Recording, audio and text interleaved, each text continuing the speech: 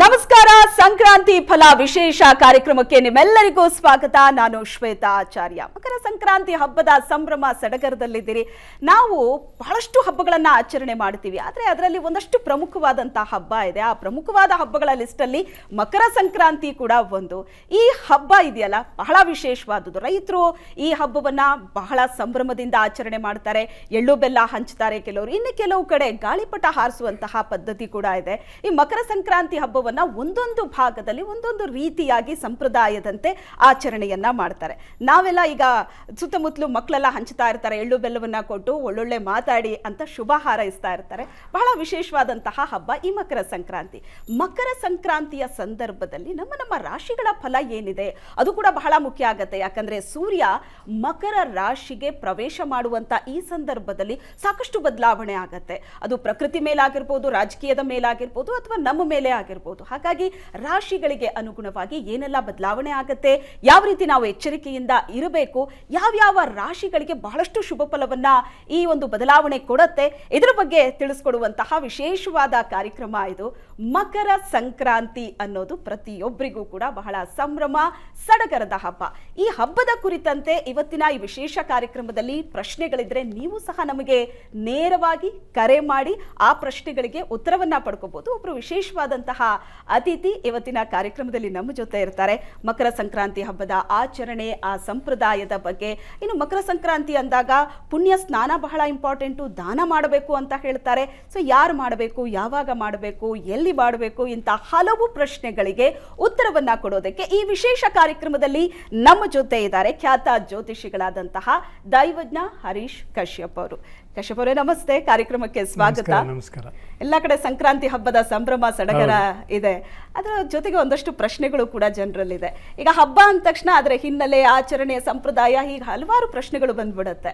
ಮಕರ ಸಂಕ್ರಾಂತಿ ಅಂತ ಅಂದಾಗ ರಾಶಿಫಲ ನಾನು ನಿಮ್ಮ ಹತ್ರ ಬಹಳ ಇಂಪಾರ್ಟೆಂಟ್ ಕೇಳಲೇಬೇಕು. ಅದಕ್ಕೂ ಮುಂಚಿತವಾಗಿ ಹಬ್ಬದ ಆಚರಣೆ ಸಂಪ್ರದಾಯದ ಬಗ್ಗೆ ಹೇಳೋದಾದ್ರೆ, ಆಸತ್ಯೇನ ರಜಸ ವರ್ತಮಾನೋ ನಿವೇಶಯನ್ ಅಮೃತಂ ಮರ್ತ್ಯಂಚ ಹಿರಣ್ಯೇನ ಸವಿತಾ ರಥೇನಾದೇವೋ ಯಾನಿ ಭುವನಾವಿ ಪಶ್ಯನ್ ಭಾಸ್ಕರಾಯ ಭುವನೇಶ್ವರಾಯ ನಮಃ. ಶ್ರೀ ಗುರುಭ್ಯೋ ನಮಃ. ಈ ಸಂಕ್ರಾಂತಿಯ ಪರ್ವಕ್ಕೇನೆ ವೇದ ಮಂತ್ರಗಳಿದು.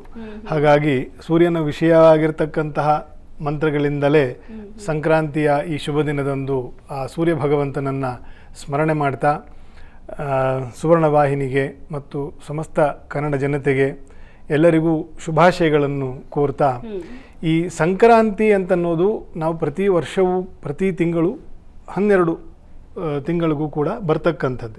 ಅದು ಪ್ರತಿ ತಿಂಗಳು ವಿಶೇಷವೇ. ಅದು ಪರ್ವ, ಅನೇಕ ಪರ್ವಗಳಲ್ಲಿ ಸಂಕ್ರಮಣ ಪರ್ವ ಅಂತಂತ ಪ್ರತಿ ತಿಂಗಳು ಬರ್ತದೆ. ಅದರಲ್ಲಿ 2 ಪರ್ವಗಳು ವಿಶೇಷ. ಒಂದು ಉತ್ತರಾಯಣ, ಇನ್ನೊಂದು ದಕ್ಷಿಣಾಯನ. ಕರ್ಕ ರಾಶಿಯಲ್ಲಿ ಸೂರ್ಯನು ಪ್ರವೇಶವಾದಾಗ ನಮಗೆ ದಕ್ಷಿಣಾಯನ ಉಂಟಾಗ್ತದೆ, ಮಳೆಗಾಲದ ಸಂದರ್ಭ. ಆಮೇಲೆ ತದನಂತರ ಉತ್ತರಾಯಣದಲ್ಲಿ ಇದ್ದೀವಿ. ನಾಳೆ ಉತ್ತರಾಯಣ ಪುಣ್ಯಕಾಲವೂ ಇದೆ. ಸೂರ್ಯನು ಮಕರ ರಾಶಿಯನ್ನು ಪ್ರವೇಶ ಮಾಡ್ತಕ್ಕಂಥ ವಿಶೇಷ ದಿನ. ಭೂಮಿಗೆ ಏನು ಬೇಕೋ ಅದನ್ನು ಕೊಡ್ತಕ್ಕಂಥವನು ದಕ್ಷಿಣಾಯನದ ಸೂರ್ಯ. ಅಂದರೆ ಅದಕ್ಕೆ ಬೇಕಾಗಿರ್ತಕ್ಕಂಥದ್ದು ಮಳೆ. ಋತುಕರ್ತ ಪ್ರಭಾಕರ ಅಂತಂತ. ಪಾಯತ್ಯೇಷ ವರ್ಷತ್ಯೇಷ ಗಭಸ್ತಿಭಿಃ ಏಷ ಸುಪ್ತೇಷು ಜಾಗರ್ತಿ ಭೂತೇಷ್ಟು ಪರಿನಿಷ್ಠಿತಃ ಅಂತಂತ. ಅಂದರೆ ನಮ್ಮ ಜಾಗೃತಾವಸ್ಥೆ, ನಿದ್ರಾವಸ್ಥೆಗಳನ್ನೆಲ್ಲವನ್ನೂ ಕೂಡ ಕಾಪಿಡ್ತಕ್ಕಂಥವನು ಸೂರ್ಯ ಭಗವಂತನೇ ಅಂತಂತ ಹೇಳ್ತಾರೆ ಶಾಸ್ತ್ರಜ್ಞರು. ಹಾಗಾಗಿ ಸೂರ್ಯನ ವಿನಾ ಧರತಿಯು ಅಪೂರ್ಣ, ಅಂದರೆ ಅದು ಇರಲಿಕ್ಕೆ ಸಾಧ್ಯ ಇಲ್ಲ. ಅದಕ್ಕೆ ಏನು ಬೇಕು ಪೋಷಕತ್ವವನ್ನೆಲ್ಲ ಕೊಡ್ತಕ್ಕಂಥದ್ದು ಕರ್ಕ ರಾಶಿ. ಇದೆಲ್ಲ ತಿಳ್ಕೊಳ್ಬೇಕು. ಜ್ಯೋತಿಷ್ಯದ ಭಾರಿ ಬ್ಯೂಟಿಫುಲ್ ವಿಷಯ ಏನು ಅಂತಂತಂದರೆ ಇಂಥದ್ದೆಲ್ಲ ತಿಳಿಸೋದಕ್ಕೋಸ್ಕರವೇ ನಾವು ಸಂತೋಷ ಪಡೋದು. ಕರ್ಕ ರಾಶಿ ಜಲರಾಶಿ. ಜಲರಾಶಿಯಲ್ಲಿ ಸೂರ್ಯನು ಪ್ರವೇಶವಾದ ದಕ್ಷಿಣಾಯನದಲ್ಲಿ ಇಡೀ ಭೂ ಫಲವತ್ತತೆಯನ್ನು ಪಡೀತದೆ. ಮಳೆ ಬರ್ತದೆ, ಮಳೆಯಿಂದ ಬೆಳೆ ಬರ್ತದೆ, ಬೆಳೆಯಿಂದ ಅನ್ನ, ಅನ್ನಾದ್ ಭವತಿ ಭೂತಾನಿ ಪರ್ಜನ್ಯಾದ್ ಅನ್ನ ಸಂಭವ. ಗೀತೆಯ ಮಾತು ಅದೇನೆ. ಹಾಗಾಗಿ ಈ ಒಂದು ಏನೇನು ಕೊಟ್ಟಿರ್ತಾನೆ ಅದೆಲ್ಲವನ್ನು ಪುನಃ ಜೀವರಾಶಿಗಳಿಗೆ ಭೂಮಿ ವಾಪಸ್ ಕೊಡ್ತಾಳೆ, ತಾನೇ ಇಟ್ಕೊಳ್ಳೋದಿಲ್ಲ. ಮನುಷ್ಯ ಒಬ್ಬನೇ ಬಂದಿರೋದೆಲ್ಲ ತನ್ನ ಜೋಬಲ್ಲೇ ಇರಬೇಕು ಅಂತಂತ ಜೀವನ ಎಲ್ಲ ಹೋರಾಡ್ತಾನೆ, ಕೊನೆಗೆ ಯಾವುದೂ ತೊಗೊಂಡು ಹೋಗ್ಲಿಕ್ಕಾಗಲ್ಲ, ವ್ಯಥೆ ಪಡ್ತಾನೆ. ಈ ಹಬ್ಬದ ಹಿಂದೆ ಇರಬೇಕಾಗಿರ್ತಕ್ಕಂಥ ಒಂದು ತತ್ವ ಇದು. ಸೂರ್ಯನಿಂದ ಏನೇನು ಶಕ್ತಿಗಳು ಬೇಕೋ ಭೂಮಿಯು ದಕ್ಷಿಣಾಯನದಲ್ಲಿ ಪಡೀತಾಳೆ. ದಕ್ಷಿಣಾಯನದಿಂದ ಉತ್ತರಾಯಣ 6 ತಿಂಗಳು ಬರೋವರೆಗೂ ನಮಗೆ ಏನೇನು ಬೇಕೋ ಅದರಿಂದ ಭೂಮಿಯಿಂದ ನಾವು ಪಡಿತೇವೆ, ಅದು ನಮಗೆ ವಾಪಸ್ ಕೊಡ್ತಾಳೆ.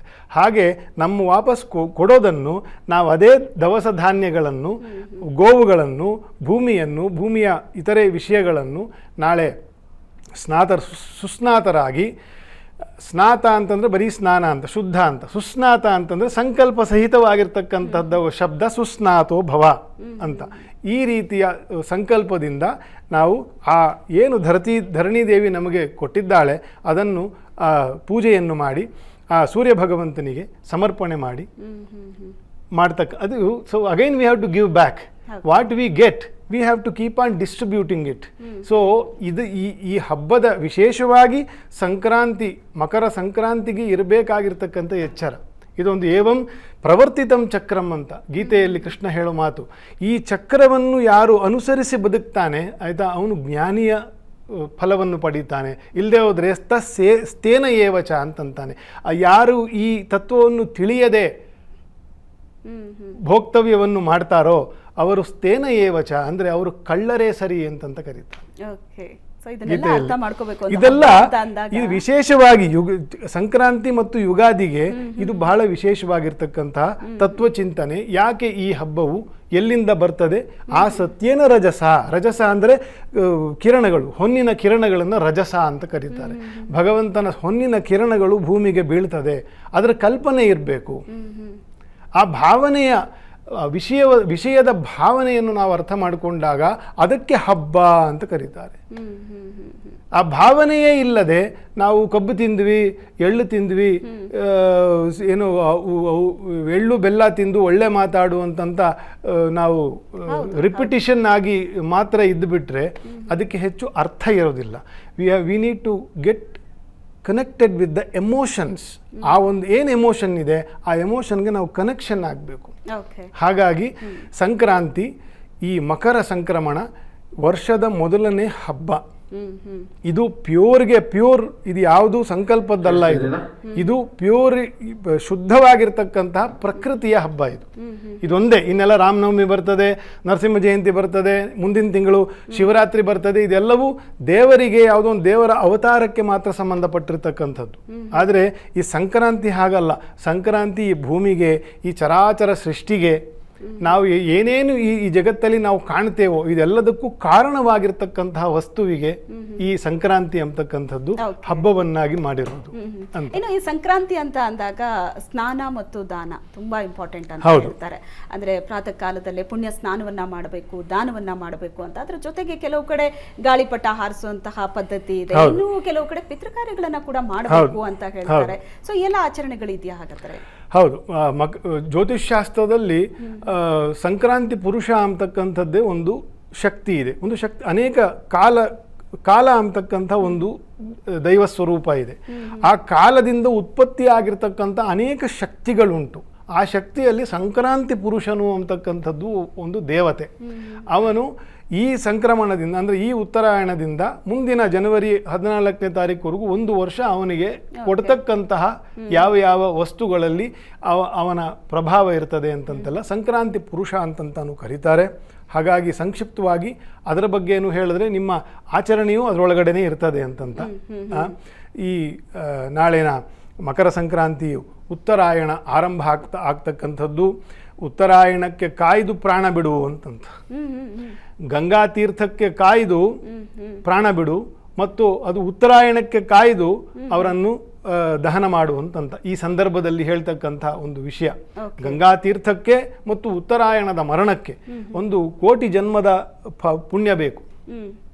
ಹಾಗಾಗಿ ಉತ್ತರಾಯಣ ಪುಣ್ಯಕಾಲವನ್ನು ಭೀಷ್ಮಾಚಾರ್ಯರು ಮಹಾಭಾರತದಲ್ಲಿ ಕಾಯ್ದು ತಮ್ಮ ಶರೀರವನ್ನು ತ್ಯಾಗ ಮಾಡಿದ್ರು ಅಂತಕ್ಕಂಥದ್ದು ವಿಶ್ವಪ್ರಸಿದ್ಧಿಯಾಗಿರ್ತಕ್ಕಂಥದ್ದು. ಹಾಗಾಗಿ ಉತ್ತರಾಯಣ ಶುರು ಆಗ್ತಕ್ಕಂಥ ನಾಳೆ ಮತ್ತು ನಾಳೆ ವರಿಯಾನ್ ಯೋಗದಲ್ಲಿ, ಭದ್ರಕರಣದಲ್ಲಿ ಮತ್ತು ಮಕರ ಲಗ್ನದಲ್ಲಿ ಈ ಉತ್ತರಾಯಣದ ವಿಷಯವು ಬರ್ತದೆ.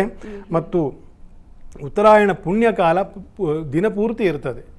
ಸಂಜೆ 8 ಗಂಟೆವರೆಗೂ ಉತ್ತರಾಯಣವೇ, ಉತ್ತರಾಯಣ ಪುಣ್ಯಕಾಲವೇ. ಆದರೆ ಇಡೀ ದಿನ ಪುಣ್ಯಕಾಲ ಅಂತ ಹೇಳ್ತಾರೆ, ಆದ್ರೆ ಅದರಲ್ಲೂ ಕೂಡ ಮಹಾಪುಣ್ಯಕಾಲ. ಅದೇ ಹೇಳ್ತಾರೆ ಮಹಾಪುಣ್ಯಕಾಲ ಅಂತಂದ್ರೆ ಸೂರ್ಯನು 4 ಅಂಶ ಅಂತಂದ್ರೆ 4 ಅಂಶ ಅಂದ್ರೆ ಚರಣ ಅಲ್ಲ, ಅದಕ್ಕೆ ಒಂದು ಮುಹೂರ್ತ ಅಂತ ಕರೀತಾರೆ. ಆಯ್ತಾ? ಆ ಮುಹೂರ್ತ ಕಾಲ ಮಕರ ರಾಶಿಗೆ ಬಂದು 1.5 ಗಂಟೆ ಸುಮಾರು ಅಷ್ಟಕ್ಕೆ ಬಹಳ ವಿಶೇಷವಾಗಿರುತ್ತೆ ಮಹಾಪುಣ್ಯ ಕಾಲ ಅಂತಂತ. ಅಂತಹ ಸಮಯದಲ್ಲಿ ಬೆಳಗ್ಗೆ 7ರಿಂದ ಸುಮಾರು 8:45, 8:50 ಕೂಡ ಆ ಮಹಾಪುಣ್ಯ ಕಾಲ ಇರ್ತದೆ. ಕೆಲವು ಕಡೆ ಅದು 10-20 ನಿಮಿಷ ಡಿಫರೆನ್ಸ್ ಆಗಬಹುದು ಕಾಲ ದೇಶದ ಪ್ರಕಾರ. ಮತ್ತು ಇಡೀ ದಿನ ಪುಣ್ಯ ಕಾಲವೇ. ನಾಳೆ ಎಲ್ಲ ಒಳ್ಳೆಯ ಕೆಲಸಗಳನ್ನು ಕೂಡ ಮಾಡಬಹುದು. ಮತ್ತು ಮಧ್ಯಾಹ್ನ 1 ಗಂಟೆ ಒಳಗಡೆ ದೇವರ ಪೂಜೆ, ಎಳ್ಳು ಬೆಲ್ಲವನ್ನು ಮತ್ತು ಕಬ್ಬನ್ನು ಮಿಶ್ರಿತ ಮಾಡಿ ದೇವರಿಗೆ ನೈವೇದ್ಯ ಮಾಡಿ ಬಂಧು ಬಳಗಗಳಿಗೆ ಕೊಡ್ತಕ್ಕಂಥದ್ದು, ಸಂತೋಷವಾಗಿರ್ತಕ್ಕಂಥ ಮಾತುಗಳನ್ನು ಆಡ್ತಕ್ಕಂಥದ್ದು, ಇದೆಲ್ಲವನ್ನು ಮಾಡೋದು. ಮತ್ತು ಅದೇ 1 ಗಂಟೆ ಒಳಗಡೆ ಅಧಿಕಾರ ಇದ್ದವರು, ಅಂದರೆ ತಂದೆ ಯಾರಿಗಾರು ಇಲ್ಲ, ತಾಯಿ ಯಾರಿಗಾರು ಇಲ್ಲ ಅಂತಂದರೆ ಅವರು ಒಂದು ಸಂಕಲ್ಪ ಮಾಡಿ ತಿಲದಲ್ಲಿ ತರ್ಪಣ ಮಾಡಬೇಕು. ಅವರ ತಂದೆ ತಾಯಿ ಯಾರು ಇಲ್ವೋ ಅವರ ಹೆಸರಲ್ಲಿ ಮಾಡಿಕೊಂಡು ಒಂದು ಬ್ರಾಹ್ಮಣನಿಗೆ ಏನಾದರೂ ಒಂದು ದಾನ ಕೊಟ್ಟು ಗೋಪೂಜೆ ಅಥವಾ ಗೋಗ್ರಾಸ, ಬೆಲ್ಲ ಮತ್ತು ಅರಳನ್ನು ಹಸುವಿಗೆ ಇಟ್ಟು ಸೂರ್ಯ ದರ್ಶನವನ್ನು ಮಾಡಿ ನಮಸ್ಕಾರ ಮಾಡ್ತಕ್ಕಂಥದ್ದು. ನಾಳೆ ಬೆಳಗ್ಗೆ ಇರ್ತಕ್ಕಂಥ ಸ್ನಾನವೂ ಕೂಡ ಬಿಳಿ ಎಳ್ಳನ್ನು ಚೆನ್ನಾಗಿ ಕೈಯಲ್ಲಿ ಕೊಬ್ಬರಿ ಎಣ್ಣೆಯಲ್ಲಿ ಮಿಕ್ಸ್ ಮಾಡಿಕೊಂಡು ಅದನ್ನು ಮೈಗೆ ತಲೆಗೆ ಎಲ್ಲ ಹಚ್ಚಿಕೊಂಡು ಸ್ನಾನ ಮಾಡುವುದರಿಂದ, ಬಿಸಿ ನೀರಲ್ಲಿ ಸ್ನಾನ ಮಾಡುವುದರಿಂದ ಅದು ಭಾಸ್ಕರಾಯ ಆರೋಗ್ಯದಾಯಕ ಅಂತಂತ. ಭಾಸ್ಕರನಿಗೆ ಎಲ್ಲ ಆರೋಗ್ಯ ವಿಷಯದಲ್ಲಿ ಸೂರ್ಯನನ್ನು ಉಪಾಸನೆ ಮಾಡುವಂತಂತ. ಸೂರ್ಯನ ಉಪಾಸನೆಗೆ ಮತ್ತು ಆ ದಾನ ಮಾಡೋದರಿಂದ, ತರ್ಪಣ ಮಾಡುವುದರಿಂದ 16 ವರ್ಷಗಳಿಂದ ಎಳ್ಳು ನೀರು ಇಲ್ಲದೆ, ನಾವು ಹೇಳಲ್ವ ಎಳ್ಳು ನೀರು ಬಿಟ್ಬಿಟ್ರು ಅಂತಂತಾರೆ. ಆಯ್ತಾ? ಅಂದ್ರೆ ಆ ಎಳ್ಳು ನೀರು ಬಿಡದೆ ಬಾಧೆಯಲ್ಲಿ ಇರ್ತಕ್ಕಂಥ ಪಿತೃಗಳು ಯಾವುದೋ ಇರಬಹುದು, 10 ತಲೆಮಾರಿನವರು ಇರಬಹುದು, ಅವರಿಗೆಲ್ಲರಿಗೂ ಕೂಡ ಈ ಪರ್ವದ, ಉತ್ತರಾಯಣ ಪರ್ವದಲ್ಲಿ ಅವರಿಗೆ ಆಯಾ ವಿಷಯದಲ್ಲಿ ಗತಿ ಸಿಗ್ತದೆ ಅಂತಾನು ಕೂಡ ಶಾಸ್ತ್ರ ವಿಷಯ. ಹಬ್ಬದ ಬಗ್ಗೆ, ಹಬ್ಬದ ಆಚರಣೆ ಬಗ್ಗೆ ಬಹಳಷ್ಟು ವಿಷಯಗಳನ್ನ ತಿಳಿಸ್ಕೊಟ್ರಿ. ಈಗ ಬಹಳ ಕುತೂಹಲದಿಂದ, ಕಾತರದಿಂದ ವೀಕ್ಷಕರು ಕಾಯ್ತಾ ಇದ್ದಾರೆ. ಸಂಕ್ರಾಂತಿ ಫಲ ಏನಿದೆ ತಿಳ್ಕೊಳ್ಳೋಣ ಅಂತ. ಮೊದಲ 2 ರಾಶಿಗಳ ಬಗ್ಗೆ ತಿಳಿಸ್ಕೊಡೋದಾದ್ರೆ ಮೇಷ ಮತ್ತು ವೃಷಭ. ಈಗ ಇನ್ನು ನಮಗೆ ನಾವು ಒಂದು ಆಕ್ಷೇಪಣೆ ಮಾಡ್ತಾರೆ, ನಮಗೆ ಜನವರಿ 1 ಅಲ್ಲ ಯುಗಾದಿ ಬರ್ತದೆ ಅಂತ. ಮೊನ್ನೆ ಯುಗಾದಿ ನಿಮ್ದು ಜನವರಿ ಪ್ರೋಗ್ರಾಮ್ ಮಾಡಿದಾಗ ಅಲ್ಲಿ ಬರ್ದಿರ್ತೀನಿ ಮತ್ತು ಹೇಳೂ ಇರ್ತೀನಿ ಅಂದರೂ ಅದೇ ಪ್ರಶ್ನೆ ಮಾಡ್ತಾರೆ. ಈಗ ಜನವರಿ ಅಂದರೆ ರವಿಯ ಧನುರ್ರಾಶಿಯ ಮತ್ತು ಮಕರ ರಾಶಿಯ ಬದಲಾವಣೆ, ಅದೇ ಬದಲಾವಣೆ ನಮಗೆ ಸಂಕ್ರಾಂತಿಗೂ ಬರ್ತದೆ. ಸೂರ್ಯ ಧನುರ್ರಾಶಿಯಿಂದ ಮಕರ ರಾಶಿಗೆ ಹೋಗಿರ್ತಾನೆ. ಆ ಒಂದು ಇಂಟ್ರೆಸ್ಟಿಂಗ್ ಫ್ಯಾಕ್ಟರ್ ಏನಿರುತ್ತೆ ಜ್ಯೋತಿಷ್ಯದಲ್ಲಿ, ಅದನ್ನು ರಾಶಿಫಲ ಅಂತಂತ ಕರೀತಾರೆ. ದಿನ ಭವಿಷ್ಯವನ್ನು ಓದ್ತಾರೆ ಕೂತ್ಕೊಂಡು. ಜನವರಿ 1ಕ್ಕಾಗಲಿ ಸಂಕ್ರಾಂತಿಗಾಗಲಿ ಹೇಳಬಾರ್ದೆ. ಹಾಗೆ ಆ ಆಕ್ಷೇಪಕ್ಕೂ ನಾನು ಒಂದು ಮೊದಲೇ ಉತ್ತರಕ್ಕೆ ಹೇಳಿ ಕೊಟ್ಟು, ಈ ಶೋಭಕೃನ್ನಾಮ ಸಂವತ್ಸರಕ್ಕೆ ರಾಜನು ಬುಧನಿದ್ದಾನೆ, ಅದನ್ನು ಚೆನ್ನಾಗಿ ನೆನಪಿಟ್ಕೊಳ್ಬೇಕು. ಎಲ್ಲ ವ್ಯಾಪಾರ ವ್ಯವಹಾರಗಳೆಲ್ಲ ಅಭಿವೃದ್ಧಿ ಆಗ್ತದೆ. ನಾಳೆ ಶಿವರಾತ್ರಿ ಕಳೆದ ಮೇಲೆ, ಅಂದರೆ ಮುಂದಿನ ತಿಂಗಳು ಮಾಘ ಮಾಸ ಕಳೆದ ನಂತರ ಸಾಕಷ್ಟು ವ್ಯಾಪಾರ ವ್ಯವಹಾರ, ಬುಧನಿಗೆ ಸಂಬಂಧಪಟ್ಟಿರ್ತಕ್ಕಂಥ ಅನೇಕ ವ್ಯವಹಾರಗಳು ಏನೇನೆಲ್ಲ ಪೆಂಡಿಂಗ್ ಇದೆ, ಸರ್ಕಾರದ ವಿಷಯದಲ್ಲಿ ಏನೇನೆಲ್ಲ ಪೆಂಡಿಂಗ್ ಇರ್ತದೆ, ಅದೆಲ್ಲವೂ ಕೂಡ ಕೈಗೆ, ಫಲಕ್ಕೆ, ಅಂದರೆ ಭೋಕ್ತವ್ಯಕ್ಕೆ ಬರ್ತಕ್ಕಂತಹ ಒಂದು ಫಲವು ಕೂಡ ಈ ಮೇಷರಾಶಿಯ ವಿಷಯದಲ್ಲಿ ಇದೆ. ಮೇಷರಾಶಿಯು ಅತ್ಯಂತ ಪ್ರಭಾವಯುತವಾಗಿರ್ತಕ್ಕಂಥ ರಾಶಿ. ಅಲ್ಲಿ ಗುರುವಿನ ಅನುಗ್ರಹ ಇದೆ. ಗುರು ಬಲ ಇಲ್ಲ ಇನ್ನು, ಆದರೂ ಗುರುವಿನ ಅನುಗ್ರಹ ಉಂಟು. ಕೇಂದ್ರದಲ್ಲಿ ರವಿಯ ಸಂಚಾರ ಉಂಟು. ಸ್ವಲ್ಪ ತಾಳ್ಮೆಯಿಂದ ವರ್ತಿಸಿದರೆ ಇನ್ನು 1 ತಿಂಗಳು, 1.5 ತಿಂಗಳಲ್ಲಿ ಬಹಳಷ್ಟು ಒಳ್ಳೆಯ ಏಳಿಗೆಯನ್ನು ಮೇಷರಾಶಿಯವರು ಪಡೀತಾರೆ. ವ್ಯಯದಲ್ಲಿ ರಾಹು ಇದ್ದಾನೆ, ಸ್ವಲ್ಪ ಸುಬ್ರಹ್ಮಣ್ಯ ದೇವರ ಒಂದು ತುಪ್ಪದ ದೀಪ ಕನಿಷ್ಠ ಸೇವೆಯನ್ನಾದರೂ ಪ್ರತಿ ಮಂಗಳವಾರ ಮಾಡ್ತಕ್ಕಂಥದ್ದು ಬಹಳ ಒಳ್ಳೆಯ ನಾಗ ಅನುಗ್ರಹವು ಉಂಟಾಗ್ತಕ್ಕಂಥದ್ದು. ವೃಷಭ ರಾಶಿಗೆ ಸ್ವಲ್ಪ ಗುರು ಹಿರಿಯರ ವಿಷಯದಲ್ಲಿ ಸ್ವಲ್ಪ ತಾಪತ್ರಯ ಬಂದಿತ್ತು. ಯಾಕಂದರೆ 9ನೇ ಮನೆಯಲ್ಲಿ ರವಿ ಶತ್ರು ರಾಶಿಯಲ್ಲಿ ಇರತಕ್ಕಂಥದ್ದು, 10ನೇ ಮನೆಯ ಶನಿಯನ್ನು ಪ್ರಭಾವಿಸ್ತಕ್ಕಂತಹ ತಿಂಗಳಲ್ಲಿದ್ದೀರಿ ಅಂತಂತ ಸ್ವಲ್ಪ ಹಿರಿಯರಿಗೆ ವಯಸ್ಸಾಗಿರತಕ್ಕಂಥವರಿಗೆ ಸ್ವಲ್ಪ ಆರೋಗ್ಯ ಮತ್ತು ವಿಚಾರಗಳು ಕೆಡಬಹುದು. ಸ್ವಲ್ಪ ಜಾಗ್ರತೆ ವಹಿಸಬೇಕು ಮನೆಯವರು ವೃಷಭ ರಾಶಿಯವರಿಗೆ. ದೇವಿ ಅಂದರೆ ದುರ್ಗಾದೇವಿಯ ಪ್ರಾರ್ಥನೆಯನ್ನು ಆರಾಧನೆಯನ್ನು ಶಕ್ತಿ ಇದ್ದ ಪಕ್ಷದಲ್ಲಿ ಒಂದು ದುರ್ಗಾ ಹೋಮವನ್ನು ಮನೆಯಲ್ಲಿ ವೃಷಭ ರಾಶಿಯವರು ಮಾಡಿಕೊಳ್ಬಹುದು. ಎಸ್, ಮೇಷ ವೃಷಭ 2 ರಾಶಿ ಬಗ್ಗೆ ತಿಳಿಸ್ಕೊಟ್ಟಿದ್ದೀರಿ. ಇನ್ನುಳಿದ ರಾಶಿಗಳ ಬಗ್ಗೆ, ಇನ್ನುಳಿದ ರಾಶಿಯಲ್ಲಿ ಏನೆಲ್ಲ ಬದಲಾವಣೆಗಳು ಆಗ್ತಾ ಇದೆ ಅದರ ಬಗ್ಗೆ ಕಶ್ಯಪ್ ಅವರು ತಿಳಿಸ್ಕೊಡ್ತಾರೆ ಇವತ್ತಿನ ವಿಶೇಷ ಕಾರ್ಯಕ್ರಮದಲ್ಲಿ. ಕಾರ್ಯಕ್ರಮ ಹೀಗೆ ನೋಡ್ತಾ ಇರಿ. ಅದರ ಜೊತೆಗೆ ಸಂಕ್ರಾಂತಿ ಹಬ್ಬದ ಬಗ್ಗೆ, ಈ ಆಚರಣೆಯ ಬಗ್ಗೆ ಅಥವಾ ನಿಮ್ಮ ರಾಶಿಗಳ ಬಗ್ಗೆ ಏನಾದರೂ ಪ್ರಶ್ನೆಗಳಿದ್ರೆ ನೀವು ನೇರವಾಗಿ ನಮಗೆ ಕರೆ ಮಾಡಬಹುದು. ಕಶ್ಯಪ್ ಅವರು ನಿಮ್ಮ ಪ್ರಶ್ನೆಗಳಿಗೆ ಉತ್ತರವನ್ನ ನೀಡ್ತಾರೆ. ಆದರೆ ನಿಮ್ಮ ಪ್ರಶ್ನೆ ಹಬ್ಬದ ಕುರಿತಾಗಿರಬೇಕು, ಅದು ಸಂಕ್ರಾಂತಿ ಹಬ್ಬದ ಕುರಿತಾಗಿರಬೇಕು. ಕಾರ್ಯಕ್ರಮ ಮುಂದುವರಿಯುತ್ತೆ ಒಂದು ಚಿಕ್ಕ ವಿರಾಮದ ನಂತರ.